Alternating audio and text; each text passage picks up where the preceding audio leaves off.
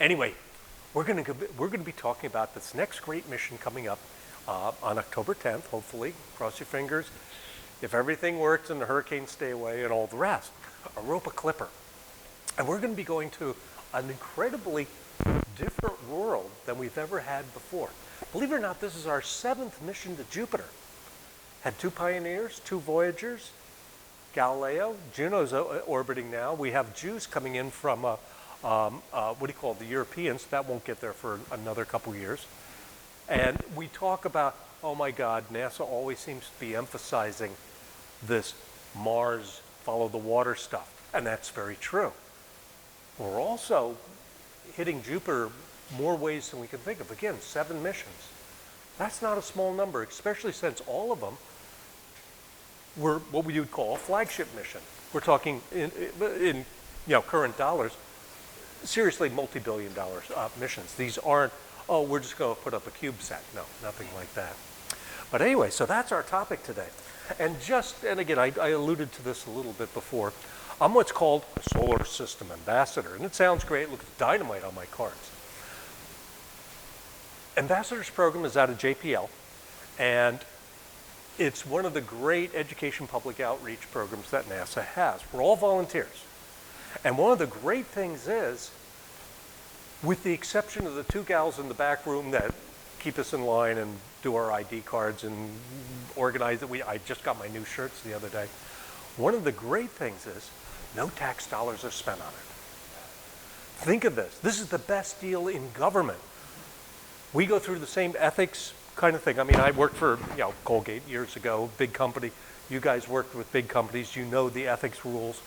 We are bombarded by the government level ethics rules. We cannot in any form, way, shape, or whatever accept any compensation, period. You've probably been at the launches and all when I was at a couple other, you have to basically record, did someone get you a cup of coffee? And it is silly, but no, I was there for Curiosity's launch. And, it was like, and I forget exactly the way it was, but, oh, if you have some of the chicken francaise, you have to account for X number of dollars. This is government, we're not even allowed to do that. No reporting is necessary because none is allowed. So, but one of the great things is, again, there's about 1,200 of us, so we walk amongst you. I like to, pull out people from the audience. I could be going out with your daughter.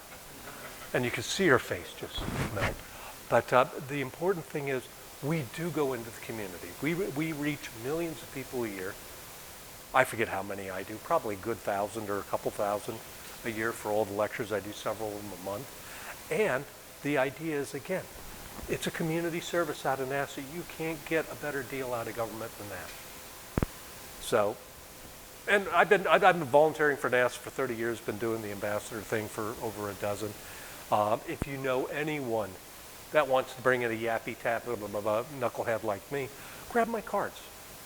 You're at Lockheed, you're probably down South Jersey? No, I'm West Coast.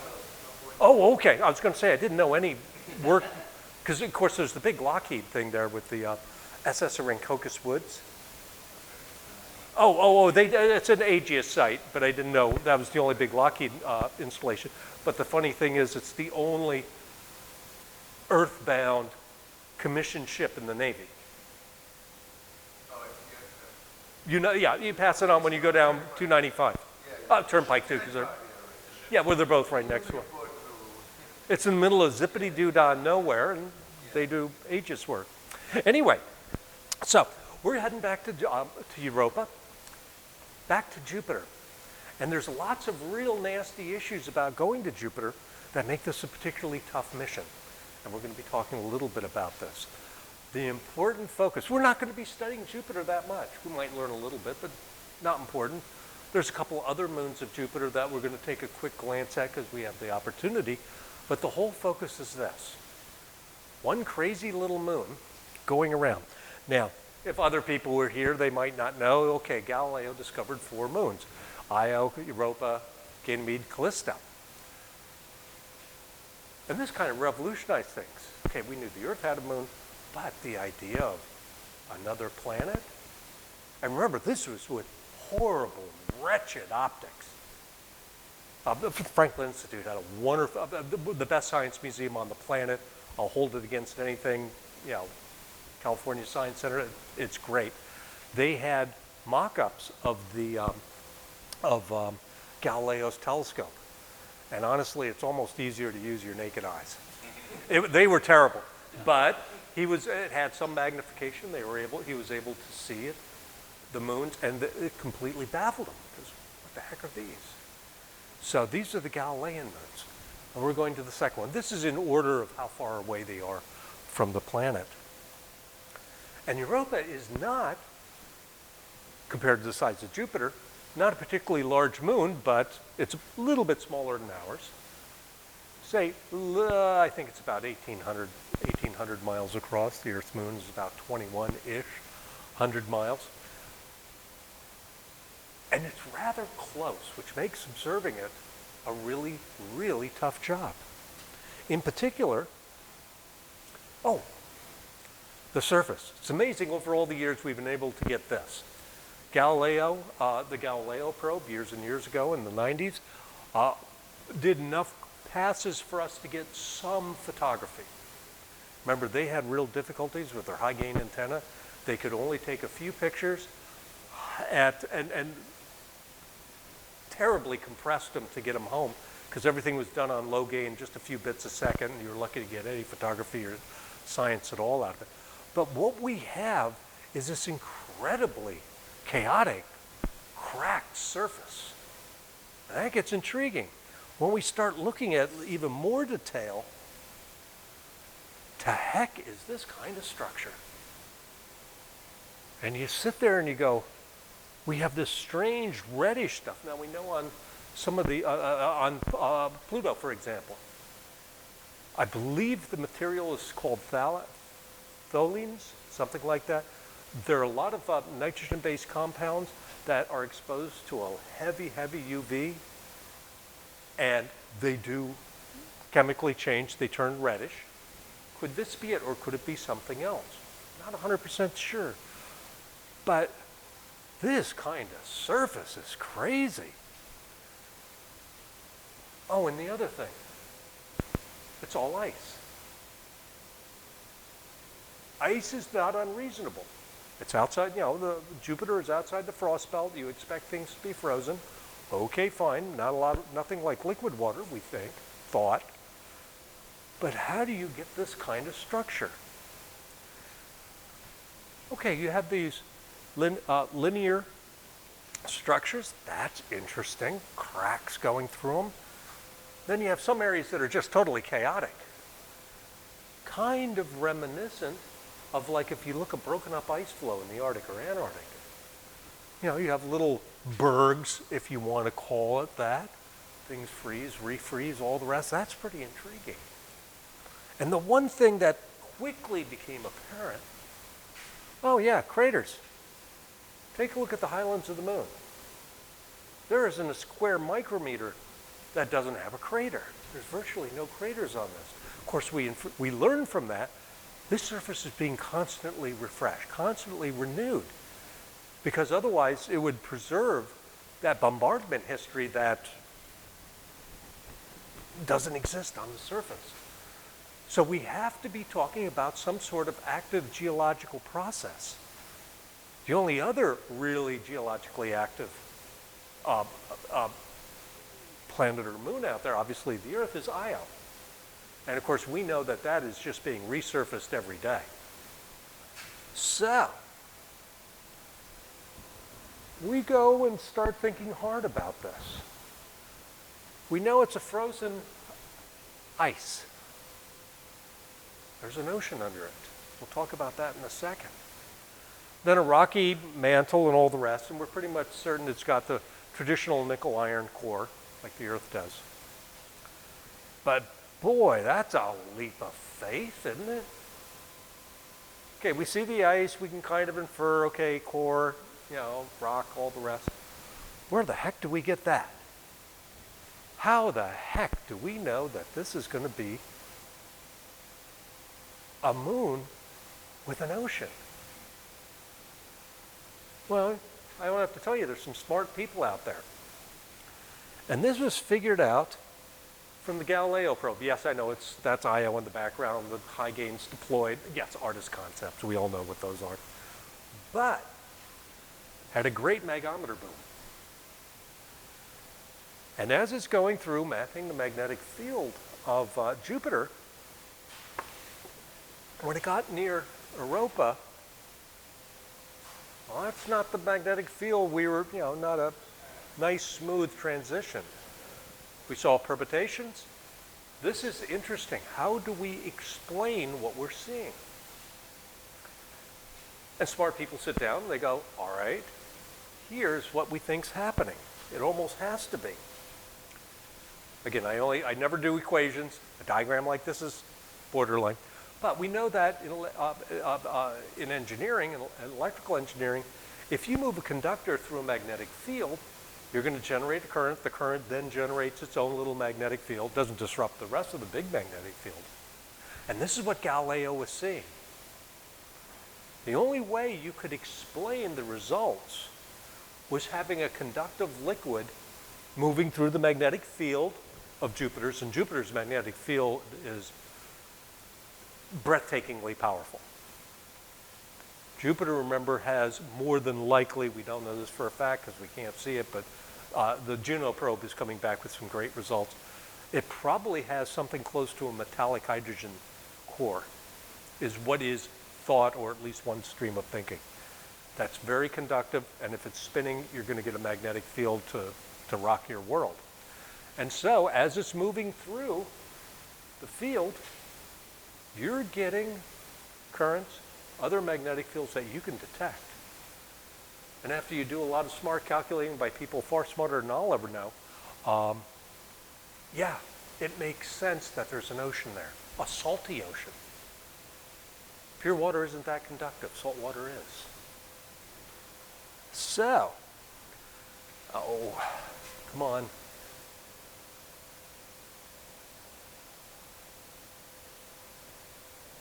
Okay, these aren't synchronized. But the idea is, we also have an interesting little phenomena.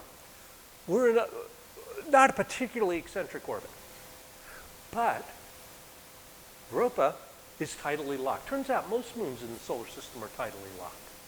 So we have one face facing toward it. Its eccentricity takes it close, a little further, close, a little further, and you get tidal flexing. And this is the source of heat in Io. And we see the mass it is. Of course, Io is much closer, a little bit larger. But we know that you're going to get this squeezing, release, squeezing. I guess it's Jupiter's stress ball, or whatever you want to call it. So, that's your heat source. That's a really good heat source. And so you start adding up all the fun things that you get out of this. We go back, how do you explain? Now we have volcanoes, or something similar to that, at the surface of that rocky core down here. All that starts blurting up. We expect to see some sort of geysers. Remember how we found them on Enceladus, around Saturn? We're seeing the exact same thing on Europa just recently. And this is from Hubble. And no, water ice geysers. And some other material that's being pushed up to the surface, certainly causing the discoloration on the surface. And so we have visual evidence to go and check that out. So now, and again, this is from a NASA presentation. I am always hesitant about, could there be life? I'm very hesitant about using any phrase like that because it always gets twisted. We're smart enough to know that I'm not saying we're looking for little green men.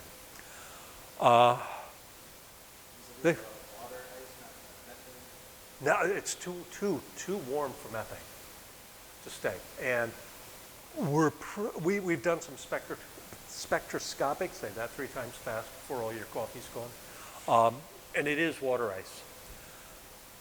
We don't have the resolution or the detail to find out, say, like, what the composition of those plumes are. Those were recently discovered and all the rest. And the idea of Europa Clippers, we're going to find out, they're going to be doing in pseudo sampling of it. They're going to fly really close to some of these plumes with a mass spec and actually sample some of this. You know, there's a tremendous amount of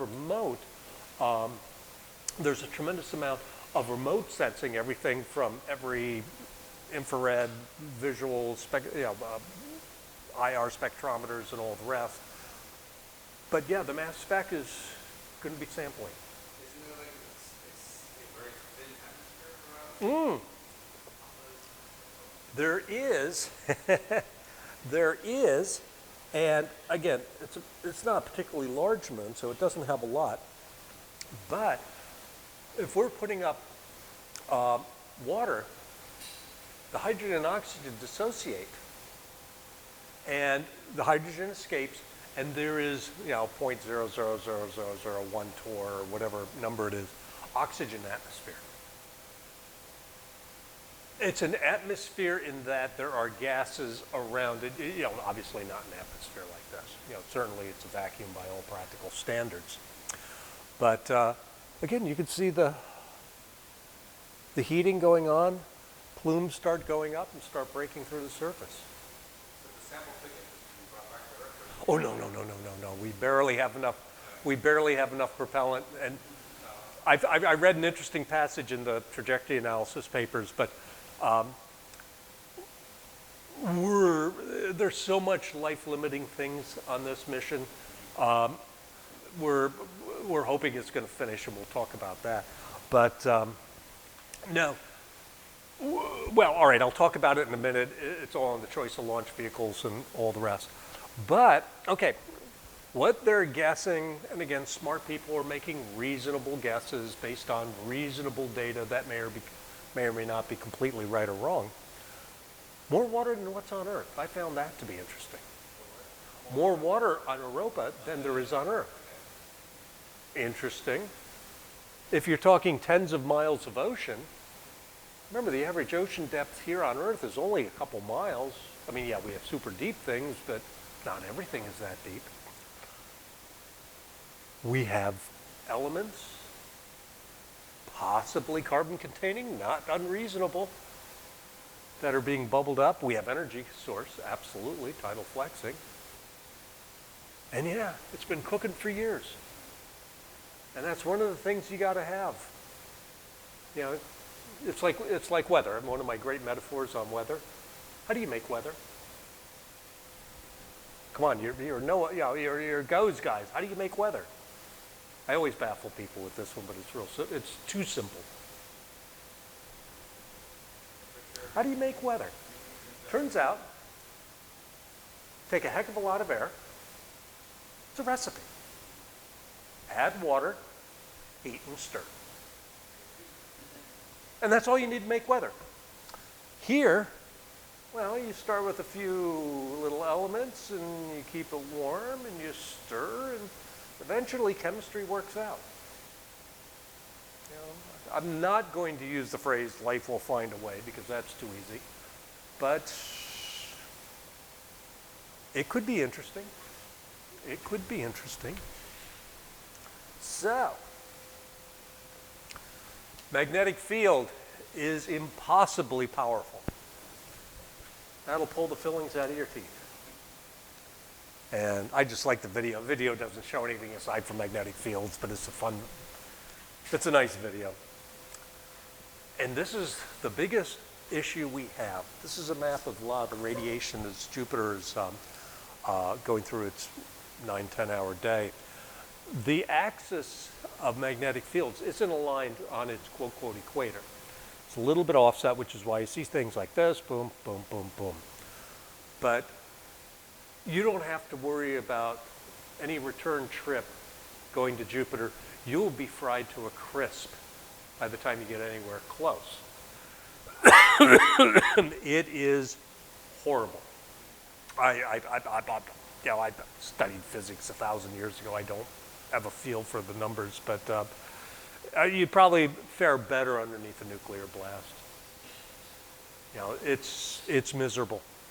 And this is what we have to contend with. Because going to Jupiter means you have to fight this. And there isn't a lot of good answers, or a lot of good solutions for it. Shielding only gets you a bit. And here's our toy. It's already been, they just finished fueling. It's being encapsulated right now. And believe it or not, most of this structure, most, not all, good part of this structure is just a propellant tank. Now, this comes in at about a little less than 7 tons, 13,500 pounds-ish. And a little less than, sorry, a little bit more than half, I'll say roughly half, is propellant. And that's not unusual for a planetary mission, but they have some real big maneuvers that they have to do. Up on the top half are all the instruments, you know, propulsion down at the bottom. Nice little wall on the side. That's not a wall. We have a small problem, big problem. Those are the solar panels. Because you get about 4% of the sunlight at Jupiter than you do on Earth. By all common sense, you should be using RTGs. You really should. You ever try to get plutonium?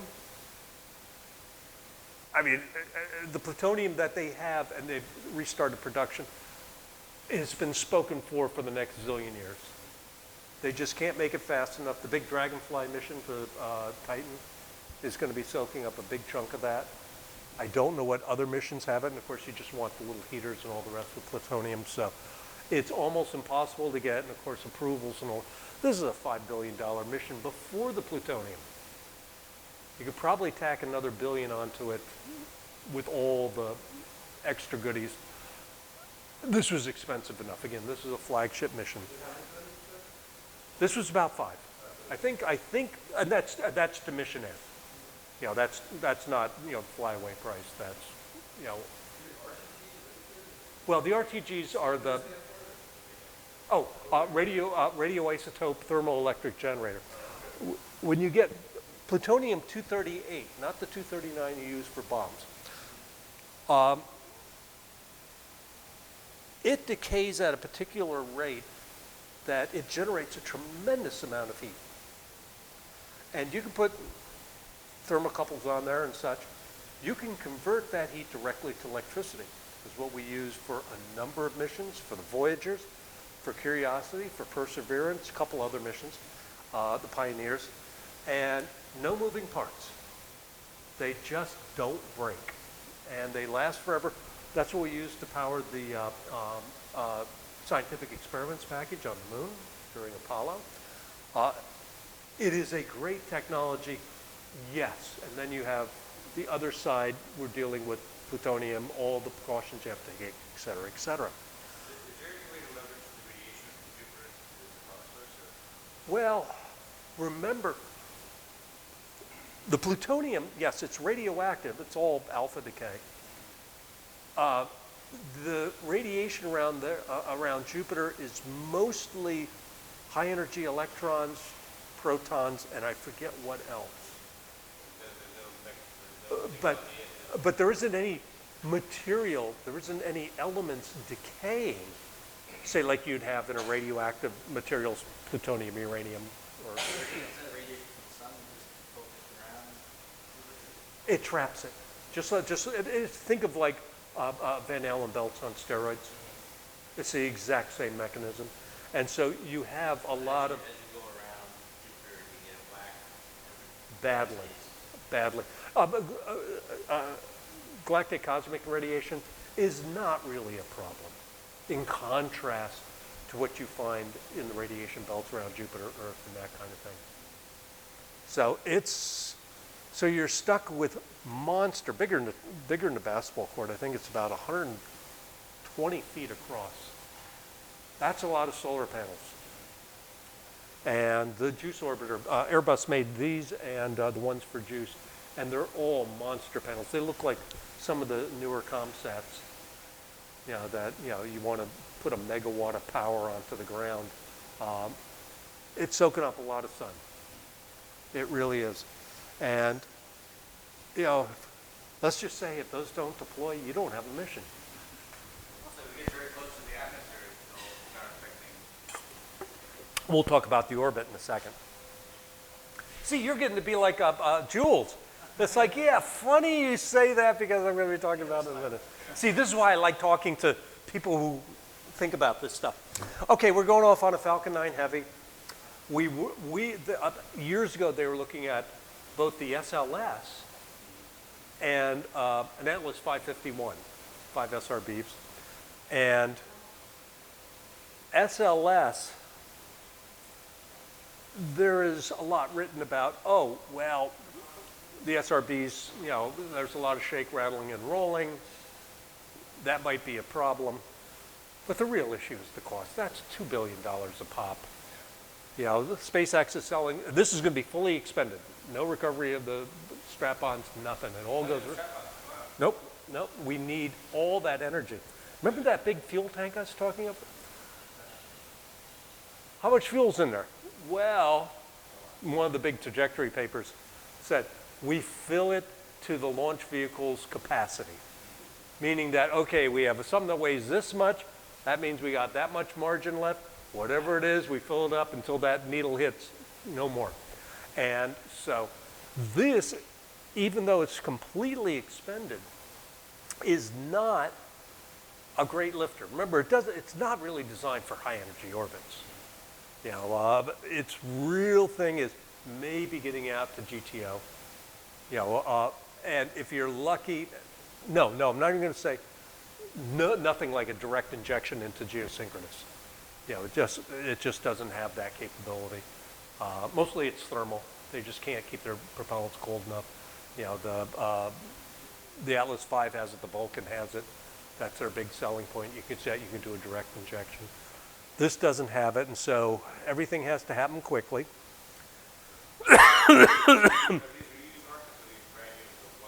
Well, I believe it's all going to be brand new. Don't hold me to that, but I believe so. And, you know, SpaceX will charge you, you know, everyone talks about how great or whatever. Don't ask me about Elon Musk. But one of the crazy things is this very much is really pretty reliable. On the whole, SpaceX says we're going to launch on this date. You know, you generally do.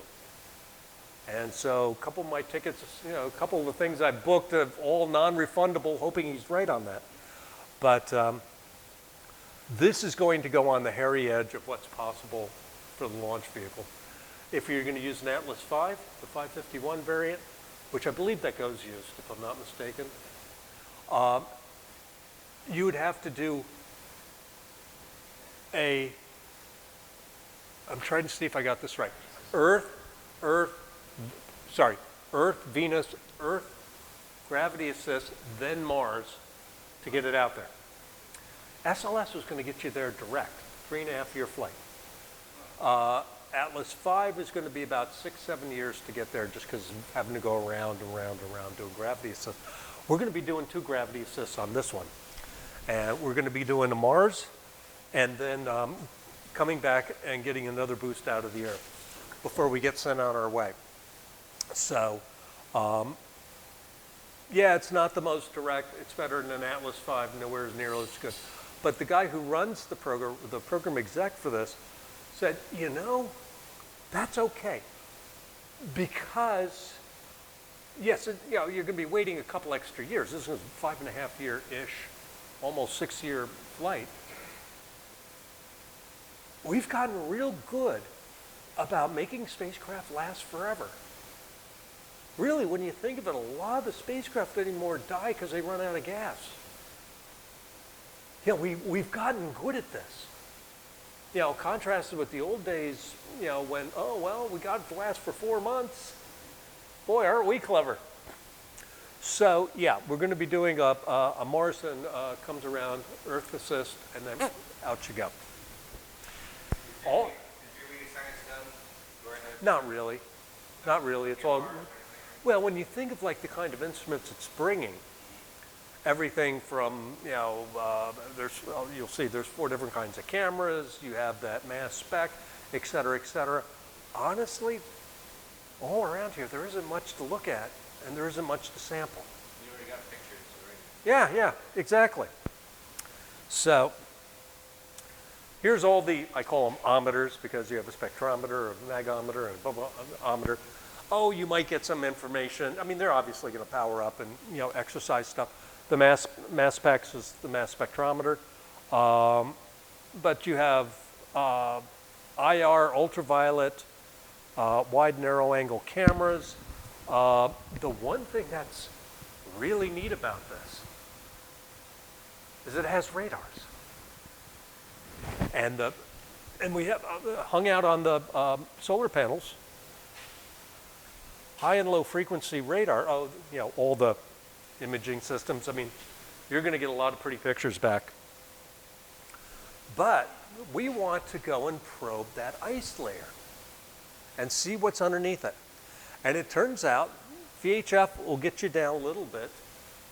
Take a good look at the upper layers of the ice. Low frequency, we're going to be able to probe into the ocean, find out the bottom of how deep that ice is, and then perhaps find out how deep the ocean is. So that's going to work out pretty well. That's going to be interesting. Can't wait to get that data back. Oh, real quick. The launch window, and again, we're all real sensitive to launch windows and when we can do certain things. All the mission plans are designed to insert on that date because a large part of the mission depends on synchronizing the orbit so that as it's going around, you're always catching Europa at the right point. And then you start using Ganymede for a little assist to change plane, because we're going to be doing a lot of that. So it's very important we get synchronized with those moons correctly. Otherwise, again, the mission is just going to be a mess. And for all you radiation fans, this is what we're up against. Of course, IO is deep inside radiation levels. It's pretty bad. And Europa is not, in contrast, not terrible. But it's, like I said, you won't have to worry about coming home because you're going to be dead by the time you get there. I mean, get there, forget about coming home. And again, Europa orbits roughly every 3.5 days. It's a pretty quick orbit. Is it important to get out of the ecliptic? Okay, the important thing is we want to first off get in, remember the old days when, can we get into orbit? Doesn't matter what orbit, can we get into any orbit? We're going to be going roughly around the ecliptic, but then in order to get photography and sampling and senses, using the sensors at the higher and lower latitudes, we have to go out of plane. And that's what the Ganymede assists are going to be doing. We're going to be flying by, like within only a couple hundred miles to get a little bit of out of plane maneuvering, and then it'll start being able to get the upper and lower parts of the moon. So again, timing is everything. We have to launch on time in order to get this mission profile done. At this point, how much fuel is left in the tank? The vast bulk is going to be on orbit insertion. The vast bulk. So it'll be pretty much full when it gets to Jupiter? And pretty much empty by the time it's done getting to Jupiter. But as a matter of fact, we're going to be doing a gravity assist on Ganymede to actually slow us down. I think it's going to take about 500 meters a second off the entry velocity. Because, again, the timing on that is everything. And if you can save yourself 500 meters a second, that's gravy. But if you miss that, that gets tough. But anyway, that radiation is hands down the biggest problem we got. And boy, did we got a problem. Houston, we got a real problem. It turns out, these little guys, apparently the company that makes them, these are MOSFETs, these are power switching, A couple years ago, their customers, there's a lot of people who use radiation hardened parts. Everything is radiation hardened in this thing. That can be. Pardon? No, no, no, no. This is one where, yeah, okay, the story is, a couple years ago, people working in high radiation environments are noticing these things are failing. And then they realized they had a problem in their manufacturing process. They fessed up. It wasn't counterfeit, it was brand name, this was theirs, and they were bad. The only thing is they didn't tell NASA. Now, you have a completely assembled spacecraft now, and again, you saw the size of it. This isn't something that you just say, oh, I'm going to pull a card. They didn't find out until July. This year, like a couple months ago. And let's just say, and I know the guy, he did not take that well. Because his is the thumbs up, thumbs down thing. On the mission, are we going to have to basically charge out another $1 billion, miss a couple windows to get there, redesign the entire, encounters and all the rest? Because there's hundreds, if not thousands, of these components all through all the electronics. And if they're all bad, they all got to get replaced. And effectively, you have to remanufacture the spacecraft. This is called a bad day at work, trademark. Well, one of the great things, and I have graphics and we don't need to look at them, but you look at the plots, going back to this thing, going back to this. Your real worry is during these close encounters with Europa, and there's going to be about 40 some odd of them over 3.5, 4 years, but it's a 2-week orbit around it. Every time we get close, we're not looking at Europa because it's somewhere else. Okay, fine. But it's a burst of radiation. It isn't solid being saturated. That's the way they designed it, just to save the electronics, because you couldn't have 3 years of just radiation soaking on this. Oh, I don't have that one thing. The electronics are all put, and I thought I put this in here, I guess I didn't. They have the vault, which is where it's shielded. It's about 1 inch of aluminum. I thought it'd be something denser, but of course, mass is everything. Where all the sensitive electronics are. And it's nicely sealed for the expected radiation and the expected performance of the components. Question, big question. We understand now how much these things will degrade under whatever amount of radiation that's experiencing. Can it survive? And how do you know you're getting close to failure? They did a really clever thing. They decided we're going to go ahead. Again, they were talking approximately $1 billion cheaply to disassemble the whole thing and replace all the electronics. I mean, I don't have to tell you what kind of mess that would be. You'd be lucky to get it off in 5 years. What they built, and I thought this was clever. I've never heard of this. And of course, in aerospace, getting something designed, tested, and integrated on a spacecraft in about 2 months. No, that doesn't happen, right? Not even in the movies. I mean, you saw The Martian, they had to take time doing certain things. Well, the reason why JPL has the reputation it does. They built, designed, tested, quote, quote, the canary box. Okay, canary in a coal mine. And it's an electronics box that contains samples of all the different MOSFET transistors that are used in the spacecraft, plus a ton of test gear. And as it's going through those heavy radiation areas, it's doing effectively big self-tests. How are they doing? Apparently, and I don't pretend to know much about this, even though you may have radiation damage on a lot of these components, If you warm them up, they call it annealing. If you do that, it can partially recover. And that was something that, well, that's magic, but that's why I don't do that for a living, because I don't understand it. So, the canary box is the first alert that they're going to have about possible imminent failure of the equipment, which then they can shut off for those passes. Maybe they were already going to shut them off anyway.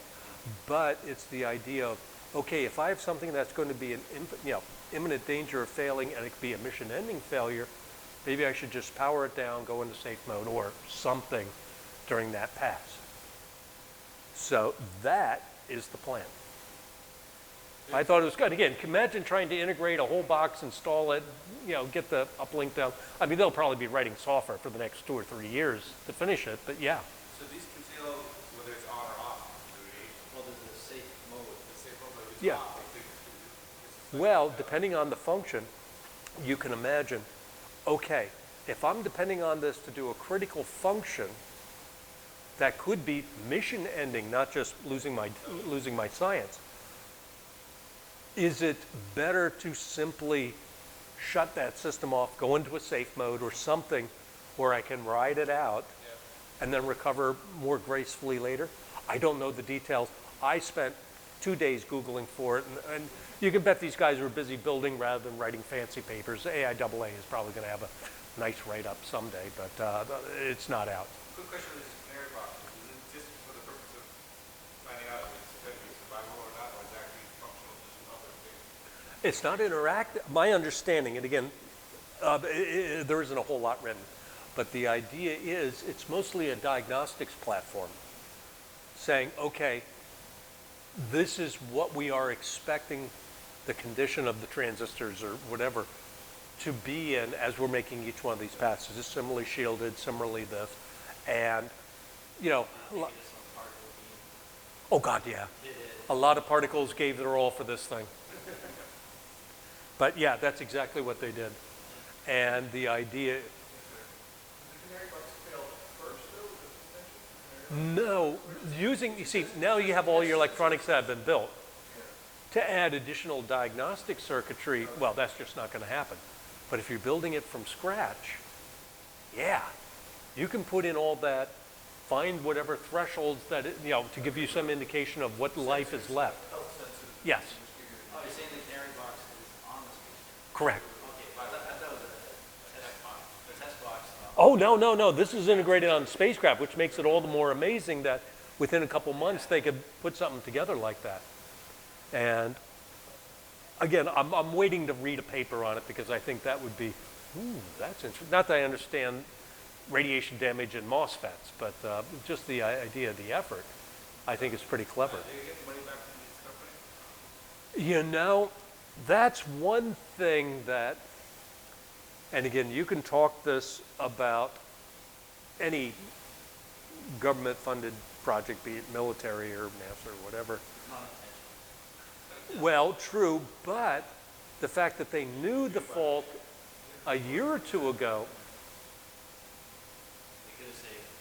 well, even then it was probably too late. It was probably too, right. But, that's a level of negligence. I don't have to tell you, okay, even if it was only half a dozen parts, it's a high-profile mission. And no, lives aren't at stake, but a heck of a lot of your tax dollars and mine aren't. And so I have no idea whatsoever what kind of, you do the crime, do you pay the time, kind of punishment that they would do that or try to claw back some stuff. What happens if they work perfectly? Well, then it's just a couple months of frantic, oh my God, that they've lost. The mission worked or something. And so I can guarantee you this isn't going to be resolved for years. What happens if you, in your best good faith effort, thought everything was going to be fine and it broke? We can go long down. Again, think of the ABI. A lot of smart people said, oh, this will be no problem, until it's a problem. So, yeah, met the enemy, and it's made in Germany by, I forget the name of the company, I have it written down. No, it began with an I. And apparently they're, no, hold on, let me go look, because I have, pardon? Actually, I just grabbed a random picture because I didn't. Are they all identical? No, that's the problem also, is that there's a whole bunch of them. Whole bunch of different makes, a whole bunch of models of that. What's the name of it? It began with an I.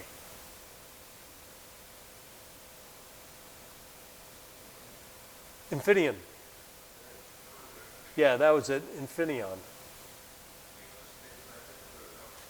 Again?